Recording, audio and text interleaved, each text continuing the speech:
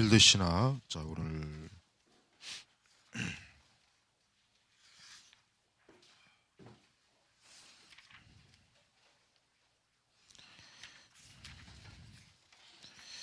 자, 지난 시간에 계속 이어서 우리 사도행전 373페이지 봅니다. 자, 지금 기독론, 지금 워필드의 지금 기독론을 다루고 있기 때문에 워필드는 복음서에 이어서 그다음 이제 공관복음서, 그다음에 요한복음서, 그다음에 이제 사도행전으로 들어갑니다.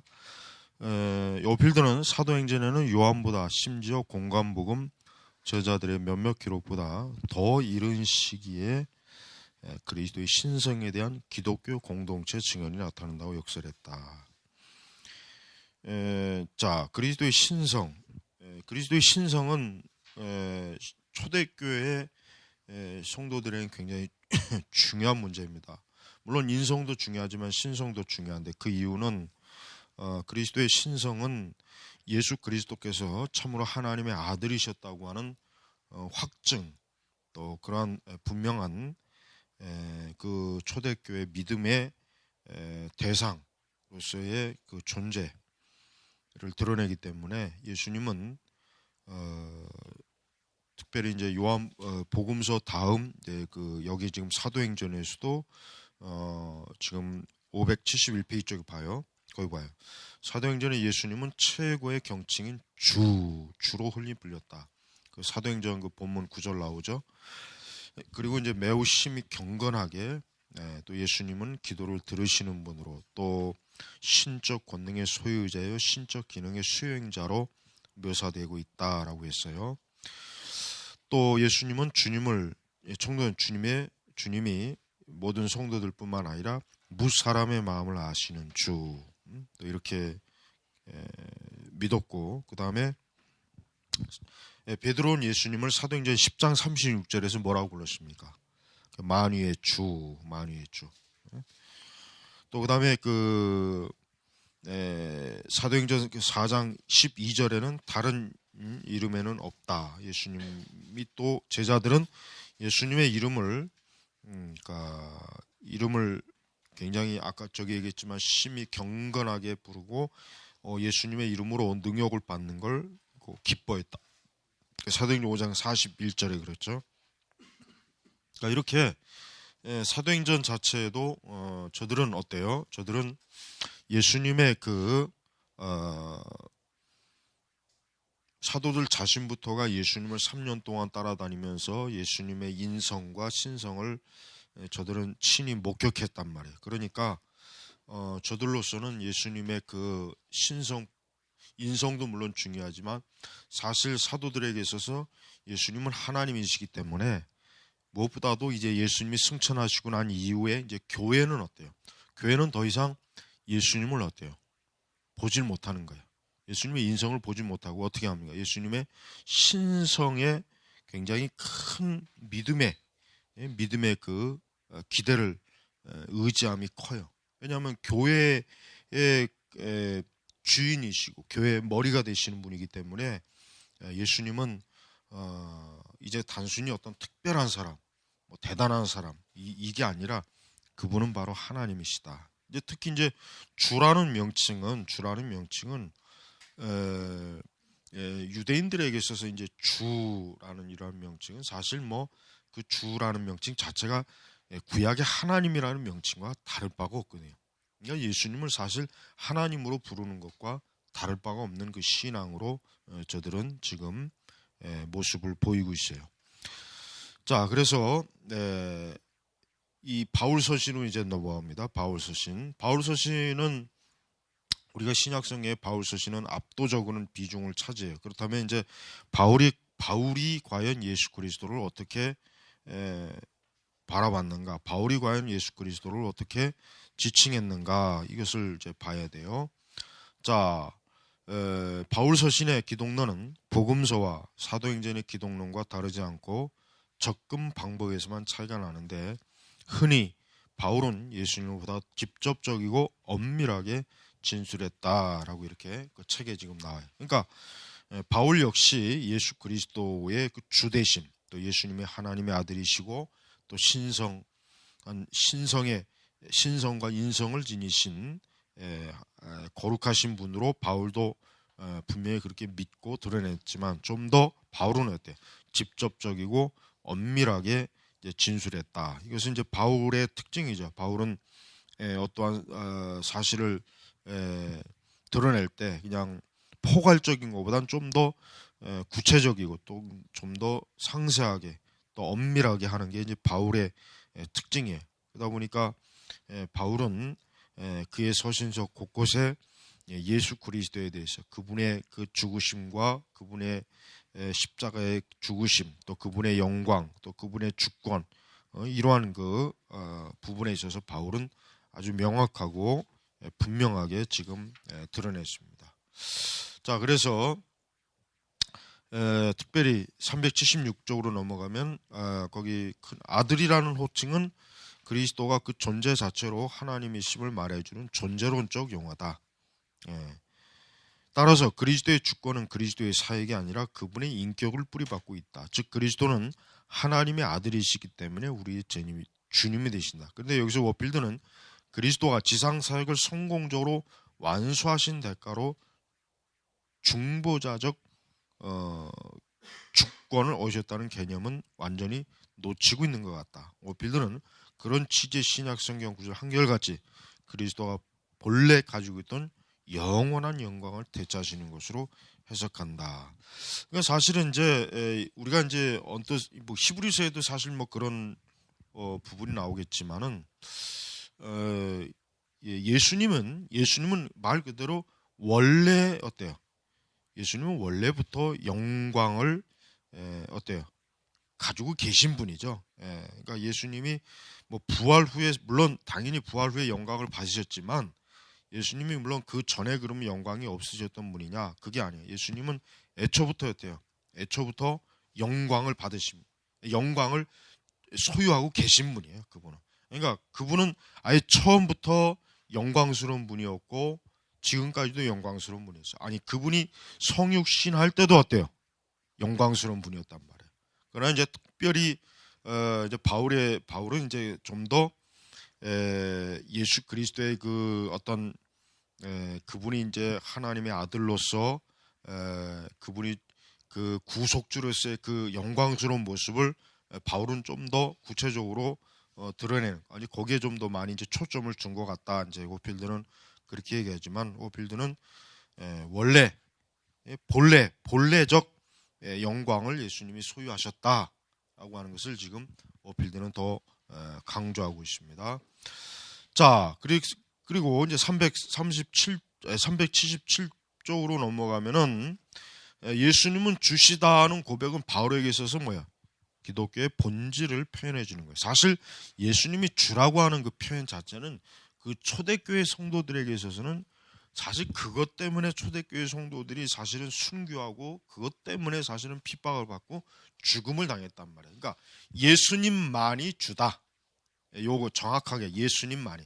그러니까 예수님도 주님이시고 로마 황제도 주다. 이렇게 했으면은 굳이 교회가 핍박받지는 않아요. 그러나 초대교회 신자들은 예수님만. 그러니까 예수님 홀로 주인이시다, 주님이시다. 그러니까 황제라든가 특히 이제 로마 황제는 주가 아니단 말이에요. 그 당시 로마의 그 신민들, 로마의 그 백성들은 특히 공직에 들어갈 때는 황제를 주라고 하는 공식적인 그 고백을 그러니까 그런 선언을 하지 않으면 공직에 임명이 안 됐다고, 그죠? 군인이건 누군 간에. 그러니까 일반적으로 그러한 그 어떤 엄격한 로마 황제를 주로 보는 그러한 문화 속에서 그리스도인들이 예수님만 주님이시다라고 하는 것은 굉장히 어때요? 엄청나게 그리스도인들에게는 아주 위험한, 굉장히 어려운 상황이란 말이에요. 더군다나 만약에 이제 로마가 후대에 들어가서 좀 더 구체적으로 그리스도인들에게 이 황제와 예수 그리스도와 둘 다, 그러니까 둘 다 주로 너희들이 고백했을 때 그 믿음을 그렇게 크게 문제 삼지는 않았어요. 그러나 좀 더 시간이 지나갔을 때 어때요? 아니 그게 아니라 그러니까 그렇게 하면은 문제 삼지 않겠다라고 했지만 만약에 예수님만 주님이시다 하면은 어때요? 그걸 문제 삼겠다고 했단 말이에요. 그때 이제 많은 초대교회 교인들이 예수 그리스도만 어때요? 주인이시다. 그분만이 주인이다. 퀴리오스. 그분만이 우리의 주가 된다. 바로 이것 때문에 이제 로마는 기독교를 본격적으로 이 기독교는 로마 제국의 위험한 종교다. 로마 제국의 그 균형을 깨트리는 아주 위험하고 대단히 어때요? 제국의 안정을 해치는 세력이다라는 그런 인식에 의해서 기독교가 핍박을 받은 거예요. 그러니까 사실 로마의 입장에서는 로마의 그 종교 정책이 뭐예요? 로마의 종교 정책은 다원주의 정책이란 말이에요. 그러니까 고대부터 동방의 동방에 있는 제국들은 종교 정책이 좀 폐쇄적이라 자기들의 그 종교를 받아들이지 않으면은 아주 그 자체를 인정하지 않지만 로마는 굉장히 포용적이기 때문에 쉽게 얘기하면은 그러니까 자치 그 정책을 많이 썼어요. 그러니까 세금만 잘 내면은 저들이 뭘 믿던 뭘 하든 별로 신경을 안 썼단 말이에요. 그러나 한 가지 중요한 건 있어요. 어떠한 그 세력이든지 민족이든지 로마 자체의 그 안전을 위협하는다 싶으면은 로마는 굉장히 아주 강력하게 제재를 했다는 거 알아야 돼. 그러니까 기독교가 사실은 핍박받은 엄밀한 의미는 뭐냐면은 어떤 기독교를 영적인 관점에서 로마가 핍박한 게 아니에요. 그렇게 해서 핍박한 게 아니라 뭐 때문에 핍박했냐면은 정치적으로 로마 제국의 안정을 깨치는 종교라는 인식을 가졌기 때문에 기독교를 핍박한 거란 말이에요. 그걸 정확하게 알아야 돼요. 자칫하면은 종교적으로 핍박을 물론 종교적인 핍박은 핍박이죠. 왜냐하면 로마는 다신교거든. 어쨌든 다신교예요. 로마는 정복하는 국가의 신을 무조건 자기들의 신전에다가 다 집어넣어. 뭐가 됐든. 그래서 그 모든 신이 우리의 로마를 지켜줄 것이다. 보호할 것이다. 라는 이런 그 미신을 갖고 있단 말이에요. 그러니까 기독교도 그냥 예수님도 믿고 황제도 주라고 고백하면은 아무 핍박받을 일이 없어. 정말 아무 핍박받을 일이 없다. 그냥 오히려 포용 정책에 의해서 그냥 잘 믿어라, 잘 믿어라. 이렇게 아마 격려를 받았을 거예요. 그런데 기독교는 처음부터 분명했어요. 뭐예요? 처음부터 예수 그리스도 외에는 주라는 고백을 할 수가 없었어요. 다른 대상에게는. 그러니까 그게 처음부터 입장이 분명했기 때문에 로마는 이 기독교라고 하는 종교를 계속 내버려 두면은 나중에 이 로마의 안정, 이 로마의 황제 제도, 로마의 이런 대제국의 이 제도가 위험하겠구나. 그런 판단이 금방 들어가니까 이 기독교는 없애버려야 되겠다. 뿌리를 뽑아야 되겠다. 그러니까 역대 그 로마 그 제국 치하에서 그 기독교가 그렇게 핍박을 받은 일은 바로 그것 때문에. 그러니까 우리는 예수님이 주다라는 고백을 지금 우리 시대 관점으로 그냥 한번 내뱉고 마는 그런 고백이 아니란 말이에요. 실제로 초대교회는 이러한 고백이 어때요? 그게 죽고 사는 거예요.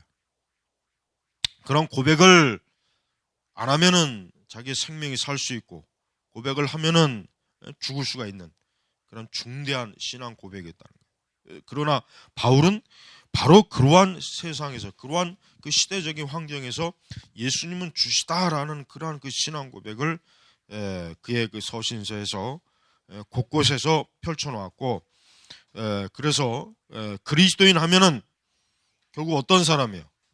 그리스도인 하면은 주 그리스도를 섬기는 그러한 사람으로 이제는 보편적으로 다 인식이 된 거예요. 그리스도인들은 저 나사렛 예수라는 사람을 저 하나님의 아들이라고 하는 저를 주로 믿는 사람입니다. 섬기는 사람이다라고 하는 것이 그 당시에 그 이제 보편적으로 그 로마 세계에서 이제 알려졌다라고 이제 보면은 되는 것입니다. 자, 그래서 바울은 이제 곳곳에서 로마서에서도 사실은 예수 그리스도의 주되심에 대해서 많이 나오죠. 그다음에 또 빌립보서 마찬가지고 에베소서, 디모데 여기 지금 사실은 저기 그 377페이지에 그 성경 구절, 그리스도를 지칭하는 성경 구절, 그 서신서에 있는 다양한 증거 부분이 있단 말이에요. 그러니까 그 모든 서신에서 바울은 그냥 숨기지 않고 그냥 뭐 소극적으로 그저 몇 번 부르다 끝나지 않고 지속적으로 어때요? 예수님을 주다 이렇게 고백했어요. 자, 378 추가적으로 워필드는 바울이 주 예수 그리스도 하나님 우리 아버지 또는 아버지를 은혜와 평강의 공동 원천으로 그리고 모든 신령과 봉의 공동 원천으로 여겼으며 따라서 기도의 대상으로 정기적으로 결합시켰다는 사실에 주목했다. 자, 이 얘기는 뭡니까? 바울은 그러니까 그의 그 바울 서신의 그 특징은 항상 끝부분에 보면은 우리 주 예수 그리스도와 하나님 아버지의 은혜를 따라 어떤 그러니까 예수님과 하나님을 어때요? 항상 동등한 위치에서 어때요? 신약 교회 교인들에게 문안 인사를 하고 그들을 위해서 축복 기도했다는 거예요. 그러니까 이건 뭔 얘기하는 거냐? 예수 그리스도가 하나님과 하나님보다 열등한 분이 아니라 동등한 분이다. 그분이 신성을 가지신 여기 보니까 신령한 복의 공동 원천이다. 그러니까 신약 시대 성도들은 그리스도와 하나님을 어때요? 동등하게 믿고 동등하게 섬기고 동등하게 의지했다는 것을 여기서 볼 수가 있어요. 그래서 여기 그 중반에는 하나님 우리 아버지와 주 예수 그리스도. 그러니까 이 바울에게 있어서 예수 그리스도는 명확한 신성을 가르치는 칭호로 주라고 이렇게 부르는 것은 우리가 예수님을 하나님의 아들로 볼 수 있는 신학적 근거가 바울 서신에는 풍성하기 때문에 우리 교회는 어때요? 예수님을 하나님보다 낮은 종속적인 그 위치에 있다는 그 어떤 것도 받아들여서 안 되고 그러한 주장에 대해서 우리는 당연히 분명하게 바울 서신을 통해서도 반박할 수 있다는 것을 우리는 보여줄 수가 있는 거예요. 워필드는 그걸 증명하는 거예요. 그러니까 워필드 시대에 예수님이 어떤 분이에요? 예수님이 아까 내가 지난 시간인가 워필드 시대에 예수님을 하나님의 아들로보다는 그러니까 인성을 주로 강조했단 말이에요. 예수님을 인성적 관점에서만 주로 교회가 예수님을 바라봤기 때문에 워필드는 예수님의 신성의 그 부분을 약화시키는 그러한 그 영향에 대해서 굉장히 이것은 잘못된 것이구나, 위험한 것이구나라는 그 생각을 갖고 지금 여기서 변증을 하는 거예요. 그래서 자 379페이지 보면은 그 디도서 2장 13절에 우리의 크신 하나님 구주 예수 그리스도시다. 이 표현을 지금 워필드가 뭐라고 합니까? 신약 성경 전체에서 예수 그리스도에게 고유의 신성을 돌리는 가장 중대한 표현이라고 했어요. 가장 중대한. 그러니까 디도서 2장 13절에 우리의 크신 하나님 구주 예수 그리스도. 우리의 크신 하나님 구주 예수 그리스도. 그러니까 신약 성경 전체에 주라고 하는 표현이 많이 있지만 그 중에서도 이 디도서 2장 13절의 표현이 예수님의 고유의 신성을 돌리는 가장 중대한 표현이다. 또 로마서 5장 8절에 하나님께서 우리에 대한 자기의 사랑 확증하시는 말씀한다. 여기서 워필드는 하나님이 자기의 사랑을 확증하신 방법에 대해서 뭐라고 하냐? 우리가 아직 죄인 되었을 때 하나님 우리를 위하여 죽으심으로 하나님이 우리를 위하여 예수님이 우리를 위하여가 아니라 뭐예요? 하나님이 우리를 위하여. 그러니까 이게 결국 예수님이 하나님이다는 거죠. 예수님이. 그러니까 우리를 죽으신 분이 누구냐라고 물으면은 예수님입니다. 하나님이십니다. 어느 쪽 대답도 다 맞는 거예요. 그러니까 바울이 특별히 이제 로마서 5장 8절에는 내가 볼 때는 아주 의도적으로 하나님이라고 하는 용어를 집어넣은 이유가 분명히 이유가 뭐냐?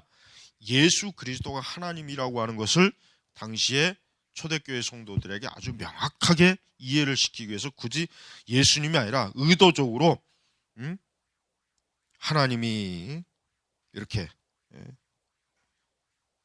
오히려 그러니까 하나님에 대한 그 신성을 예수님의 신성과 동격으로 비쳤다는 것을 우리가 알 수 있어요. 그래서 우리가 이런 부분에 있어서 초대교회가 예수 그리스도의 기독론에 대해서 정말 뚜렷하고 부인할 수 없는 그런 모습을 보이죠. 그래서 골로새서 2장에도 그리스도 자신이 하나님이다. 고린도후서 4장 4절, 골로새서에도 특별히 이제 골로새서는 예수 그리스도의 그 신성의 부분에 대한 말씀이 굉장히 집중적으로 많이 나오는 그런 서시입니다. 자, 그러면서도 그래서 그런 이제 성경에 이제 좀 예수님의 비하, 그러니까 예수님의 낮아지심에 대한 말씀이 나오죠.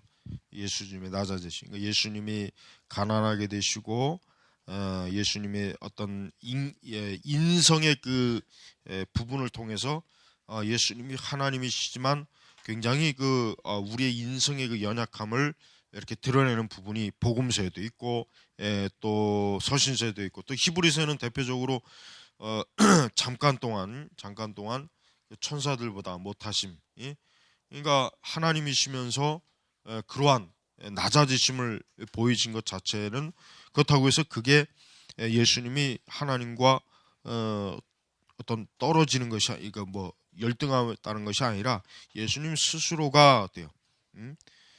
구속 사역을 하시고자 하는 그 사역으로 인해서 자기 스스로 낮아지신 그러한 위치로 가셨다는 것을 사실 히브리서는 특히 많이 보여주고 있습니다.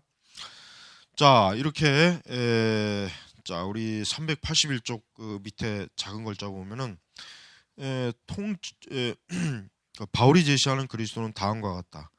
통치를 자신의 권리로 갖고 계신 신적인 주시고 아버지와 본질이 동일하신 하나님 아들이고 죄인들의 크신 하나님 구주시고 만물 위에 계셔서 세세 찬양 받으실 하나님이시다. 그리스도의 신성에 대한 이런 일치된 증언은 적어도 다음 사실만은 분명히 밝혀진다. 바로 초대교회 전체가 이 점에서 한 마음이었다라는 거예요. 초대교회 전체가. 그러니까 초대교회는 이러한 예수 그리스도가 하나님이라 주다라고 하는 이 부분에 있어서 어때요? 의견이 갈리지 않았다는 거예요. 그런데 비해서 후대 교회 역사를 쭉 가다 보면은 교회가 이런 부분에 많이 갈렸죠. 자유주의 신학을 비롯해서 여러 그 참 복음에서 이탈된 신학들은 예수님이 하나님의 아들이시다, 하나님이시다라고 하는 그런 믿음에서 많이 이탈되었습니다. 다음은 이제 공동서신입니다. 공동서신 보면은 워필드는 공동서신에서 예수님이 주시라는 높은 개념, 그래서 초대 기독교의 완벽한 일치를 앞서는 결론을 보고하게 주는 증거를 발견한다. 공동서신에서도 근본적으로 예수는 뭐예요? 그리스도인이 드리는 예배의 대상으로 나타난다 이거예요. 예배 대상이라고 하는 것은 뭐예요? 여러분, 초대교인들은 그 구성인원이 다 어떠한 사람들입니까? 구성인원이 유대인이에요. 그럼 유대인은 생리적으로 우상 숭배에 대해서 굉장히 어때요? 아주 그냥 이 결벽증이 있을 정도로 이 우상에 대한 이 아주 이게 참 투철해. 그런데 그런 유대인들이 예수님을 믿었다고 해가지고 그들의 그런 그 우상 숭배에 대한 그 영적 결벽증이 사라진 건 아니에요. 만약에 예수님이 초대교회 신자들에게 하나님으로 동등한 걸 받지 못했다면 적어도 예수님을 존경을 하겠지만은 그러나 예배 대상으로 삼지는 않았을 거예요. 그러나 우리가 알다시피 초대교회 교인들은 어떻습니까? 예수님을 예배 대상으로 삼은 거예요. 그러니까 결국 초대교회 초기 구성원들이 다 유대인인데 예수님을 하나님으로 예배 대상으로 삼았다는 것은 뭐예요? 그것은 그 초대교회 교인들이 예수님을 신성을 온전히 믿고 그분을 하나님으로 확고하게 봤다는 증거가 되는 거랍니다. 증거. 그래서 우리는 이 초대교회에서도 특별히 예배 대상이 되었다는 걸, 특별히 여기 이 책에 우리 야고보가 그 예수님의 형제죠. 근데 처음에 우리가 보면 알지만 사실 그 뭐 예수님의 형제들이 처음부터 예수님을 메시아로 보지는 않았죠. 오히려 굉장히 그 예수님이 제일 맞이자란 말이에요. 좀 정신이 헷가닥 돌았구나, 뭔가 좀 잘못됐구나, 굉장히 처음에는 그렇게 봤지만 특히 야고보 같은 경우는 예수님의 부활하심, 예수님의 죽으심과 부활하심을 통해서 이분이 바로 메시아라고 하는 걸. 그래서 야고보 자신이 뭐라고 합니까? 하나님과 주 예수 그리스도 종이라 이렇게 고백을 했잖아요. 하나님과 주 예수 그리스도의 종이라. 그만큼 야고보 자신이 어때요? 야고보 자신이 정말 예수님이 신성에 대한 굉장한 인식, 아주 그런 그분에 대한 그 바른 인식을 가졌다는 걸 야고보 자신이 지금 증거를 할 수 있는 거예요. 증거를 할 수 있는 거예요. 예? 바로 이렇게 예수님은 이 공동서신에서도 예수님은 지배자요, 또 주님이시요, 또 영광을 원래부터 영광을 소유하신 분이요라고, 또 베드로는 목자장, 영혼의 감독, 또 우리 구주 대신 예수 그리스도, 하나님과 우리 구주 예수 그리스도. 여러분, 복음서하고 서신서를 읽어볼 때 차이가 나는 게 뭐냐면, 제자들이 굉장히 제자들이 차이가 나는 게 있어요. 이게 특징이 뭐냐면, 의외로 복음서에서는 제자들이 확실히 예수님에 대해서 좀 뭔가 다른 서신서 사도행전 이후부터 하고 예수님과 대하는 게 좀 틀려요.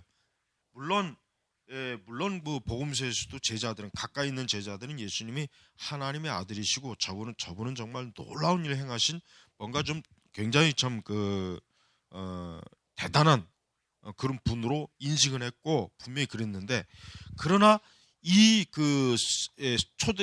사도행전으로 넘어오면서부터는 이 제자들이 어때요? 예수님에 대한 대하는 방식이 엄청나게 어때요?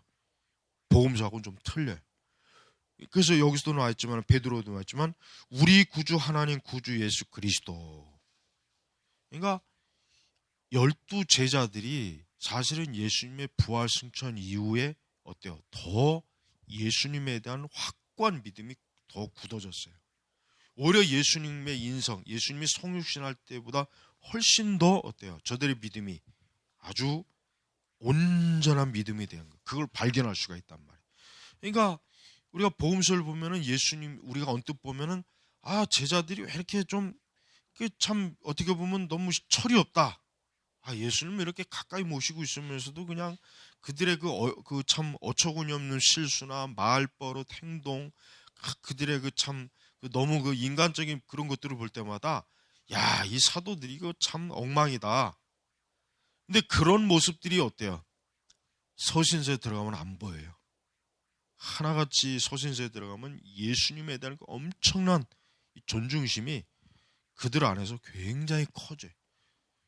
베드로 서신도 그렇죠. 베드로 전후서도 그렇죠. 바울 서신도 그렇죠. 이런 것들을 볼 때마다 요한계시록도 그렇죠. 이런 걸 볼 때마다 이 제자들이 예수님에 대해서 비로소 예수님의 신성에 더 깊이 이걸 인식했구나라는 걸 아주 금방 티가 딱 날 정도란 말이에요. 그래서 우리가 이 공동서신에서도 이와 같은 것들을 볼 수 있다는 거, 우리가 이제 잘 알 수가 있습니다.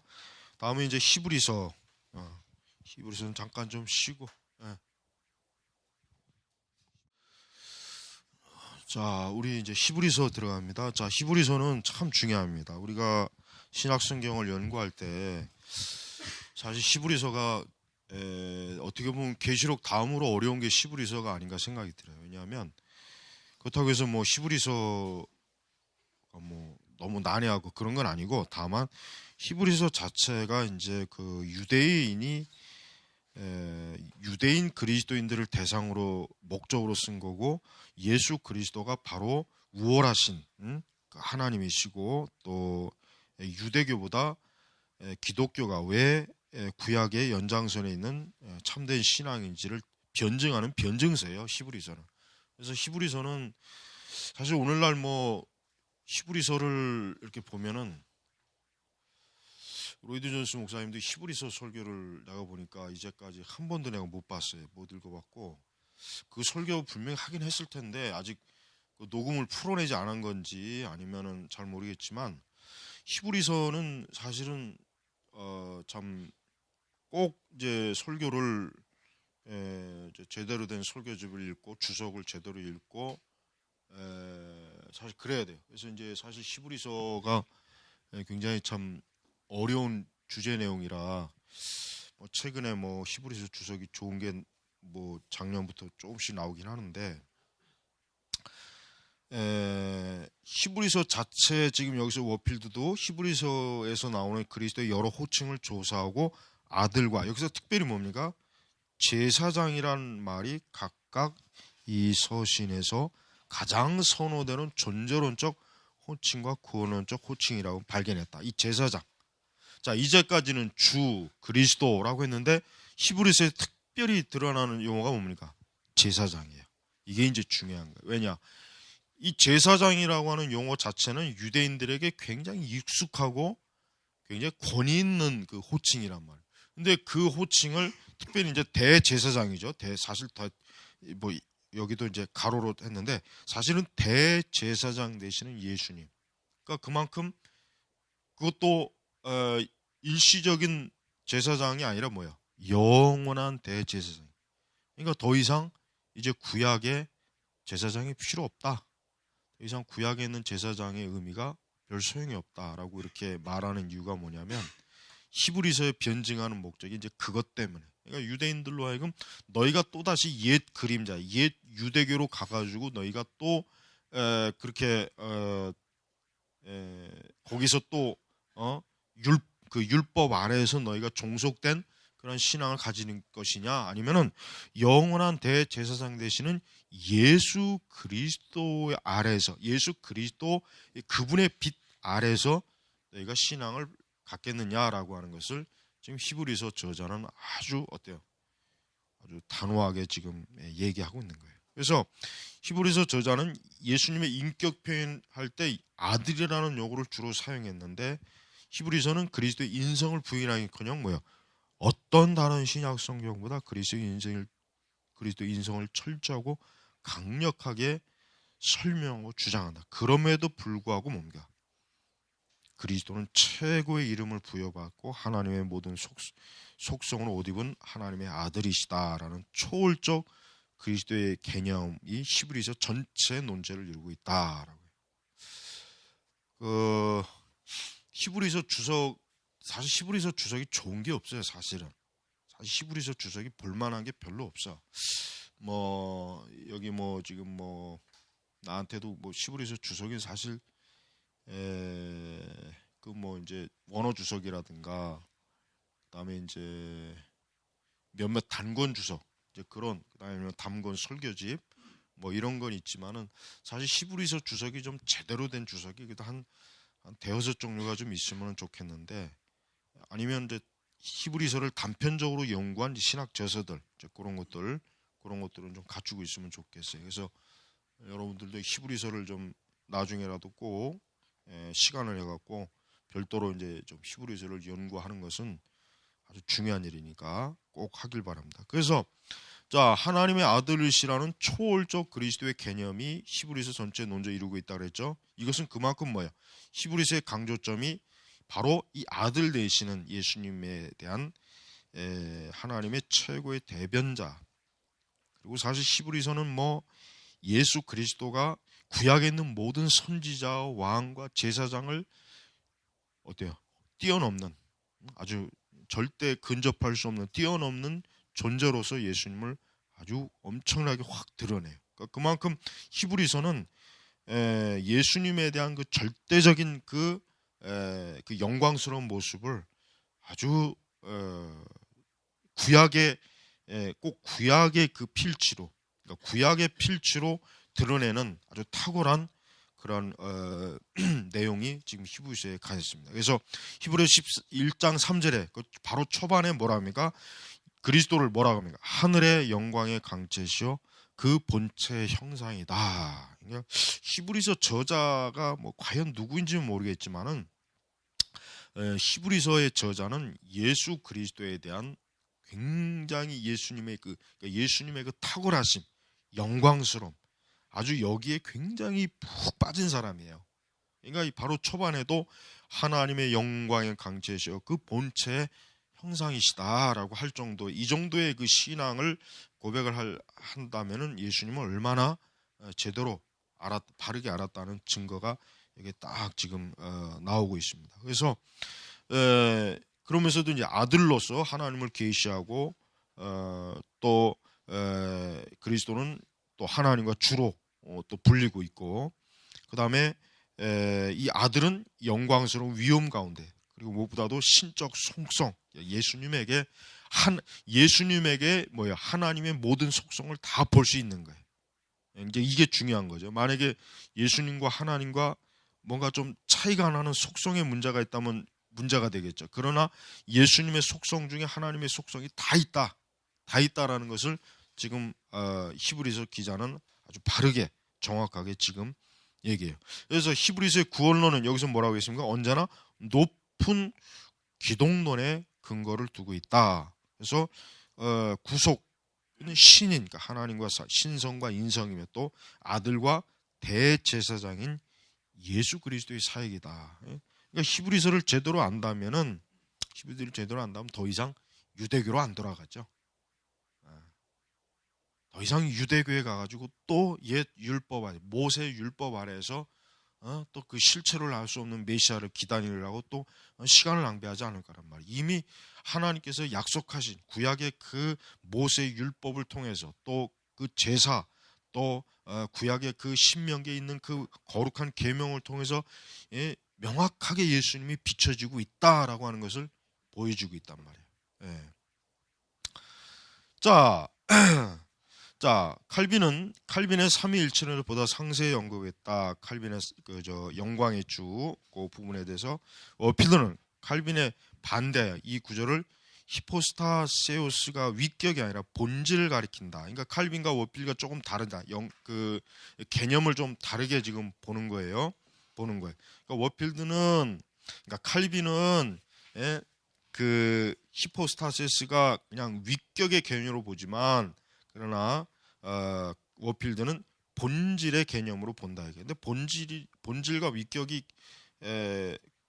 사실 뭐 차이가 있기는 있는데, 근데 뭐 이거는 좀 간단하게 지금 뭐 사실 여기서 할 문제는 아니고, 일단 이 책에 이제 근거해서 일단은, 그러니까 위격이라고 하는 것은 삼위일체적 관점에서 어떻게 보면은 성부, 성자, 성령, 어떤 그 본질적 사역에 좀 약간 좀 차이를 두는 뉘앙스가 있는데, 본질은 뭐예요? 그냥 하나님 존재 자체를 그냥 드러내는 그 뉘앙스가 있단 말이에요. 그래서 아마 워필드는 본질이라고 하는 것을 더 본질의 개념으로 이제 그렇게 보지 않았나? 뭐 나는 이제 이렇게 추측을 하는데, 자, 계속 보면 그리스도와 아버지는 바로 그들의 위격으로만 구별되기 때문에 그리스도는 아버지의 위격의 형상일 수 없다는 것이다. 그러니까 워필드가 왜 이제 그렇게 보는지 이제 잠깐 자기 의견을 얘기해요. 그러니까 우리가 아버지임과 아들임이라고 할 때 다만 이것은 아버지와 아들을 서로 구별시키는 특성을 말할 뿐이다.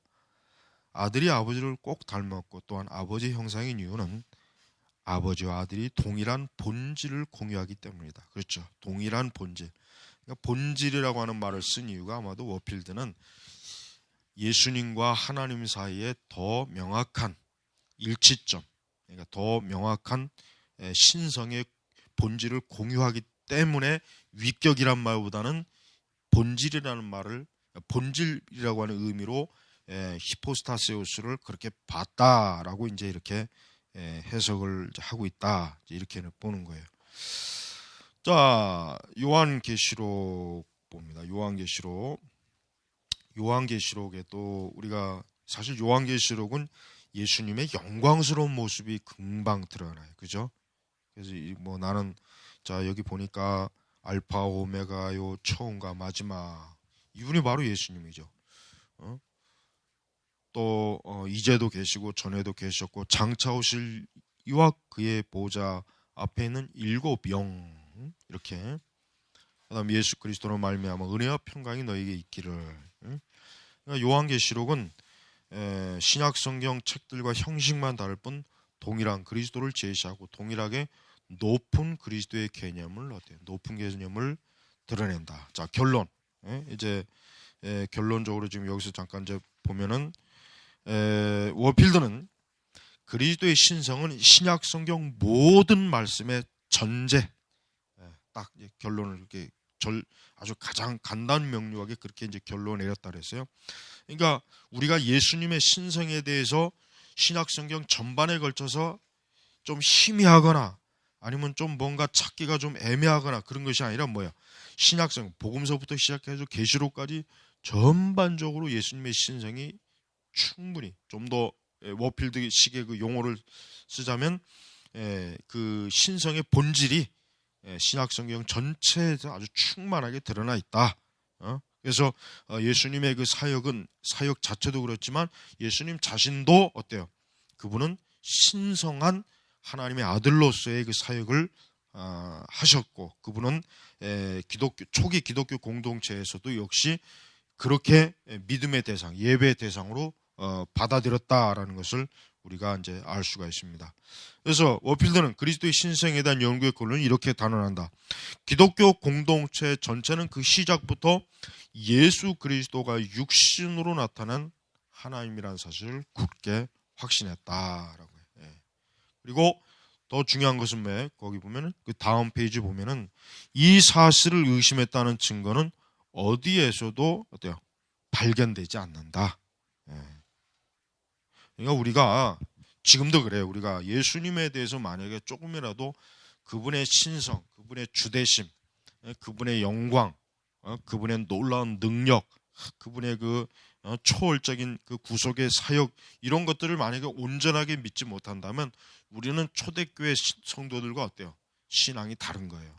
우리는 그들에 비하면 복음을 잘못 이해하고 있는 거란 말이에요. 그러니까 우리가 지금 여필드가 여기서 변증하는 것처럼 우리는 오늘 우리 시대도 하나님의 아들에 대한 그 실제 성경에서 드러낸 그 계시, 그 예수님의 본질에 대해서 우리는 철저하게 알고 믿을 때 어때요? 우리는 바로 사도들의 믿음을 우리가 지금 공유하고 있다. 이렇게 여겨야 되는 것이에요. 그러니까 거기서 조금이라도 이탈되면 안 돼요. 거기서 이탈되는 것 자체가 우리 자신이 뭐예요? 그리스도의 복음하고는 거리가 지금 뭔가 그리스도의 복음에서 그러니까 사도들의 그 복음에서 우리는 지금 상당히 지금 거리가 떨어져 있다. 이렇게 볼 수밖에 없는 거예요. 자, 그래서 그 밑에 이제 좀 잠깐 좀 보면은 작은 글씨를 보면은 그리스도는 자신을 하나님으로 주장하셨을 뿐만 아니라 하나님처럼 살았고 사실 하나님처럼 살았다는 말보다는 사실 하나님이 사신 거죠. 그분이 육신의 몸을 입고 이 땅에서 건인 다니신 거예요. 살아 계셨던 거예요.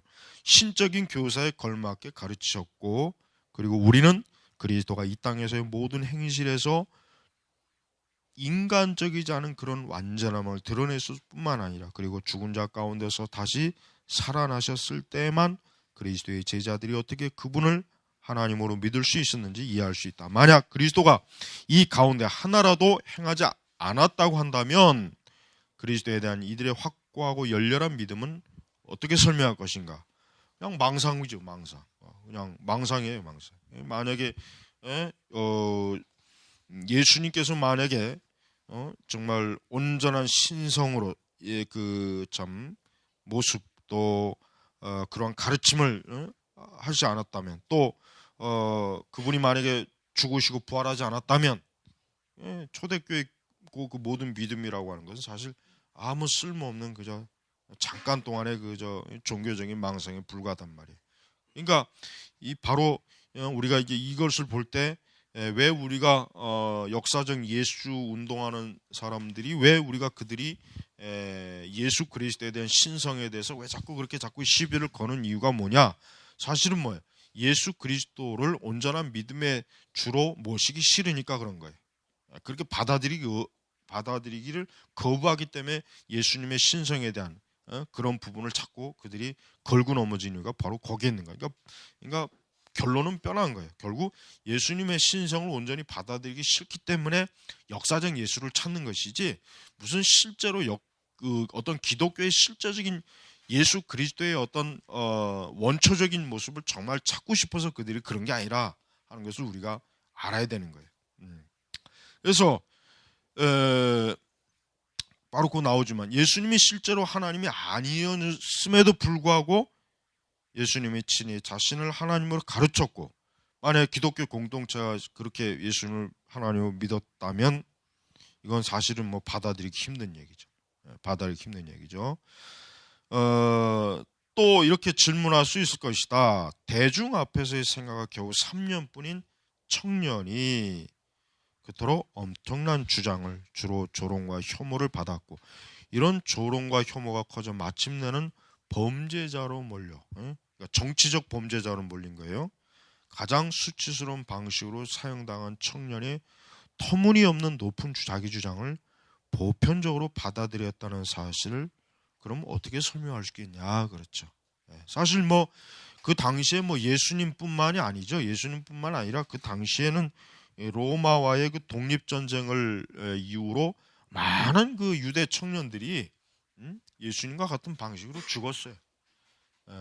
그러나 그 중에 누구도 후대 계속해서 그를 예배의 대상으로 삼는거나 숭배의 대상으로 삼은 이는 없어요. 오직 예수님뿐만. 왜? 예수님의 그 3년이라는 시간은 비록 짧은 시간이지만 그분의 가르치심과 그분의 행하심은 굉장히 독특하고, 그러니까 유대인들 자체에게도 독특하고, 또 예수님을 정죄한 바리새인들과 제사장들이나 유대의 정치적 지도자들에게도 예수님은 굉장히 남다르고 독특한 분이었어요. 그렇기 때문에 예수님에 대해서 굉장히 그들은 아주 절절맸어요. 초반부 계속. 그래서 결국은 가룟 유다를 통해서 예수님을 십자가에서 결국은 저들이 죽였지만, 그러나 그것으로 끝나는 것이 아니라 예수님은 분명히 부활하셨고 또 많은 제자들에게 보이시고 승천하셨던 이런 모습을 통해서 어때요? 우리는 그만큼 예수님의 이 그 모습은 그저 잠깐 동안의 어떤 좀 독특한 그런 뭐 어떤 위대한 인물이나 독특한 어떤 영웅이나 그런 것이 아니라 실제로 뭡니까? 하나님의 아들로서의 그 본질, 바로 그것 때문에 여전히 뭐야? 교회 지금까지도 예배와 믿음의 대상으로서 남는 것이다. 그렇게 봐야 된다고 우리가 이렇게 결론을 줘도 전혀 문제가 없다 이거예요.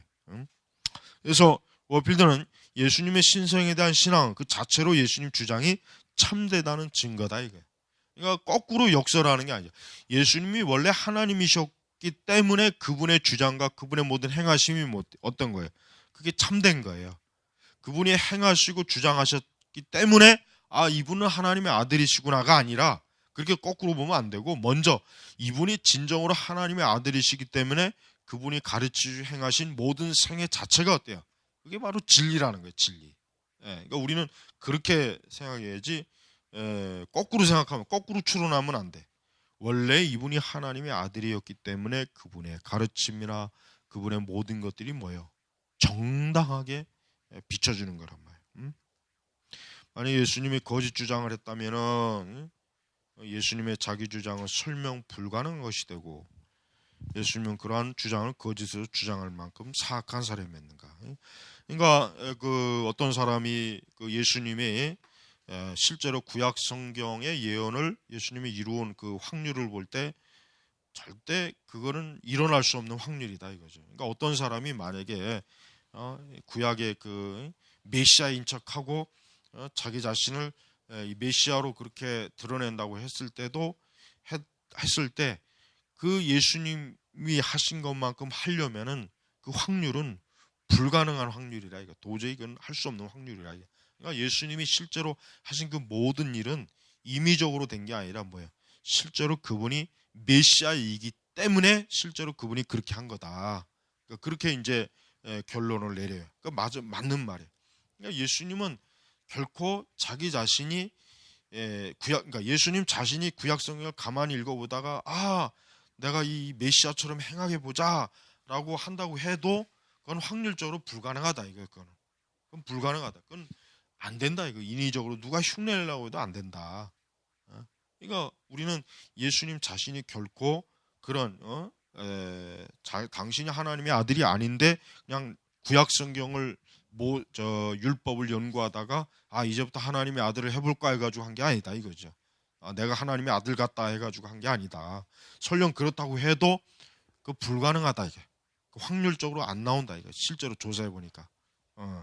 그래서 중요한 거예요. 그래서 여기서 뭐 워필드도 뭐 얘기하지만 둘 중 하나다. 그러니까 그리스도가 지독하게 속였고 믿고 사람들이 지독하게 속았든지 아니면 속지도 않았다. 참되고 온전한 말을 했든지. 그러니까 둘 중에 하나다 이거. 바로 이제 이 둘 중에 하나예요. 예수님을 그러면 어떻게 받아들여야 될 것이냐라고 하는 이런 변증적인 질문일 때 우리는 사람들에게 예수님의 그 행하신 그분의 가르침을 살펴보라. 이것이 과연 인위적으로 어떤 계산을 해서 의도적으로 이렇게 할 수 있을 만한 것이냐, 아니면 정말 예수님이 참되신 하나님의 아들이기 때문에 그럴 수 있는 거냐라고 정직하게 그걸 우리는 사람들에게 제시해야 돼요. 자, 그래서 그 워필드는 이제 결론을 이렇게 내리죠. 예수님을 따르는 자들도 예수님의 신성의 주장에 대하여 꾸며냈을 리 없다. 이런 주장이 참일 때만 예수님뿐만 아니라 예수님을 믿는 자들도 설명될 수 있다. 쉽게 말해 예수님이 하나님이시라고 인정해보라. 그러면 모든 것이 질서 정연하게 맞아 떨어질 것이다. 반대로 예수님이 하나님이 아니라고 부정해보라. 이게 자유주의자들이 지금 그렇게 부정하잖아요.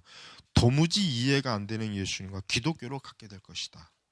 결국 그리스도의 신성의 최종적 증거는 바로 예수님과 기독교 자체라 해도 과언이 아니다.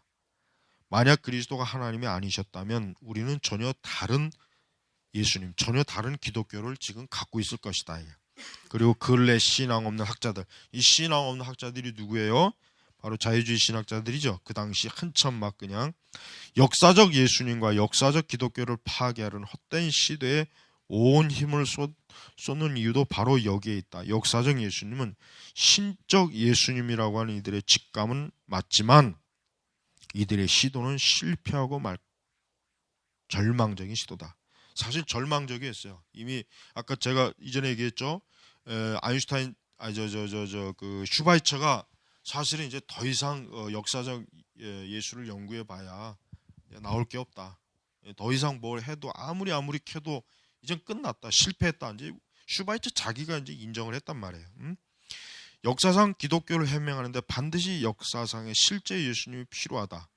실제. 그러니까 예수님에 대해서 실제로 연구하려면 그분이 실제로 존재해야만 이게 연구가 되지. 예수님이 가상의 분이다, 어떤 전설의 사람이다, 그냥 후대에 조작한 분이다라고 하는 상태에서 예수님을, 역사적 예수를 연구하려면 이건 안 된다. 이거예요. 천년만년이 가봐 이건 안 되는 이제다 이거예요. 그러니까 지금 아까 얘기했지만 이 신앙이 없는 학자들은 아무리 자신들에게 천년만년의 시간이 주어져도 실제로 역사적 예수는, 그들이 원하는 예수는 발견을 못해요. 발견은 못한다는 거예요. 발견을. 우리에게 역사상 예수님이나 기독교가 있는 한에는 우리에겐 예수님은 신적 예수님이다. 이게 아주 그 워필드가 참 굉장히 그 힘을 기울여서 지금 변증하는 거예요. 지금 뭐 사실은 이러한 그 예수님에 대한 그 변증 이런 것들이 지금도 사실은 중요해요. 여러분들이 이런 워필드 기독론을 공부함으로써 여러분이 복음서를 나중에 연구하고 설교하고 가르칠 때 그 예수 그리스도가 실제로 역사에서 존재하시고 실제로 하나님이셨기라는 것을 전제로 그걸 가르치고 증거하는 게 그게 바로 올바른 신앙의 도리란 말이에요. 근데 신앙 없는 학자들은 어때요? 신앙 없는 학자들은 그런 헛된 망상, 우리가 지금 교회가 그동안 믿고 있던 예수는 역사적 실체가 없는 예수니까 우리가 한번 진짜 예수를 파헤쳐보자고 연구하지만 어때요? 사실은 그 예수는 그들 스스로도 성공한 적도 없고 앞으로 성공할 수도 없다. 지금 워필드가 말하는 건 그거란 말이에요. 그래서 여러분도 이 예수님에 대한 그 말씀, 복음서를 읽을 때 좀 더 면밀하게 이 복음서에서 말씀하시는 예수님, 복음서에서 복음서 기자들이 증거하는 예수님에 대해서 더 깊이 있게 그 예수님을 연구하고 그 예수님을 살펴봐야 돼요. 그래야 그 예수님에 대해서 어떤지 아주 뚜렷하게 알고 우리가 복음서 말씀을 믿을 수가 있는 거예요. 자, 오늘은 여기까지 하고 이제 이 기독론이 굉장히 좀 양이 아직도 좀 많이 가야 돼. 기독론이 지금 아직 458페이지까지 가야 돼요. 우리가 이런 탁월한 그 참 아주 인류급의 그 신학자의 이런 기독론을 연구한다는 건 참 하나님의 축복이에요. 지금 신학교에서 이런 거를 누가 연구하겠어요? 누가 이런 책들을 개인적으로 혹 보는 사람도 있겠지만 학교에서 잘 가르치지 않는단 말이에요. 물론 그 이후에 이제 기독론이 더 많이 발전한 건 사실이에요. 뭐 수많은 복음주의 학자들이 기독론을 얘기했지만 워필드 같은 사람이 가르친 기독론은 우리 개혁주의 신학을 공부하는 학생들은 기본적으로 공부해야 돼. 그래야 우리가 더 그 이후에 여러 다양한 신학자들이 기독론을 볼 때 어때요? 그들의 것을 바른 관점 기준을 두고 우리가 볼 수 있다고요. 그렇지 않으면은 그냥 길을 잃어버려. 특히 역사적 예수 연구에 대한 것들은 아주 중요한 부분이기 때문에 길을 잃지 않은 게 굉장히 중요한 거예요. 자, 기도하겠습니다. 하나님 아버지 감사합니다. 오늘 하루의 모든 수업도 감사합니다. 아버지 이제 날이 서서히 이제 따뜻해지고 있습니다. 아버지 저희가 공부하는데 바른 정신으로 깨어서 공부할 수 있도록 인도해 주시고 하나님의 이 귀한 학문에 전심전력할 수 있도록 저희들을 도와주시옵소서. 오늘도 감사하며 예수님의 이름으로 기도 올렸습니다. 아멘.